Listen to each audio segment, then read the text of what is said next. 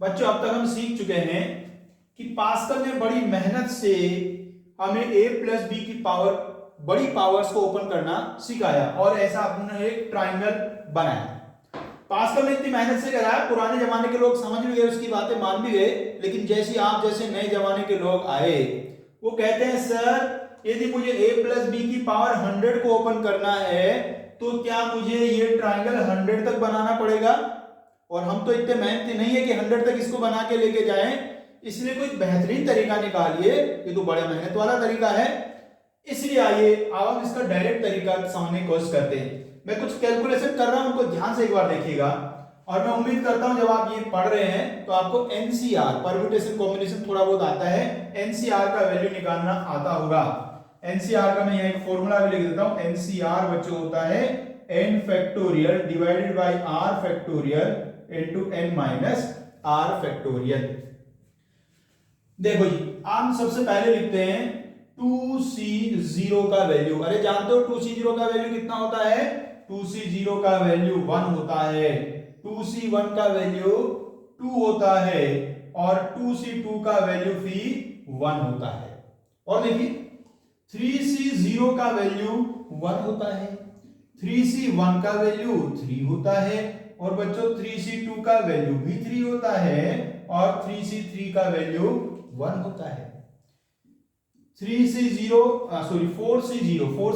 1, 4c1 4, 4c2 6, 4c3 4 और 4c4 का value 1 होता है। बच्चों अब तक आप समझ चुके हैं कि ये जो सारी मैंने कैलकुलेशन करी है, इस कैलकुलेशन को एक बार देखिएगा और फिर जो पास्कल ने ट्राइंगल बनाया था उस ट्राइंगल को देखिएगा, कुछ सिमिलरिटी मिली? हाँ जी देखो, जो ये सेकंड वाली ये वाली जो रो थी ये वाली, इसमें यही वैल्यू है 2c0 2c1 2c2। थर्ड वाले में कौन सा वैल्यू है? 3c0 3c1 3c2 3c3 और फोर्थ वाले में 4c0 4c1 4c2 4c3 4c4 है। तो अब यदि मुझे इसको 100 तक लिखना है तो 100 तक मुझे ये बनाने की जरूरत नहीं है, मुझे डायरेक्टली मैं 100 पे जाके लिख दूंगा और जो 100 वाले में आएंगे टर्म्स वो क्या आएंगे?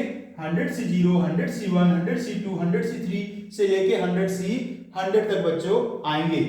तो अब मैं a प्लस बी की कोई भी पावर डायरेक्टली ओपन कर सकता हूं बिना पास्कल ट्राइंगल बनाए हुए। देखिए दिखाता हूं। तो अब बच्चों यदि मुझे a plus B to the power 5 को लिखना है, a plus B to the power 5 लिखना है तो मैं डायरेक्टली क्या लिखूंगा? 5c0 a to the power 5।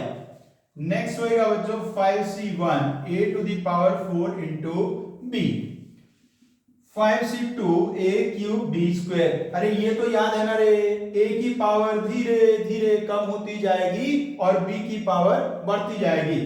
Next होगा बच्चों 5c3 a square b cube, 5c4 a b की पावर 4 और 5c5 b to the power 5। ये बच्चों बन जाएगा। तो अब मुझे कोई भी पावर लिखनी है तो कोई समस्या नहीं है। जैसे मुझे पावर n लिखनी है तो क्या बनेगा रे? nc0 a to the power n, nc1 a to the power n minus 1 into b। a की पावर धीरे धीरे कम करिए, b की पावर बढ़ाते जाइए। nc2 a to the power n minus 2 b square. ऐसे बच्चों चलते जाएंगे। सबसे लास्ट में पता है बच्चों क्या आएगा? ncn into b to the power n।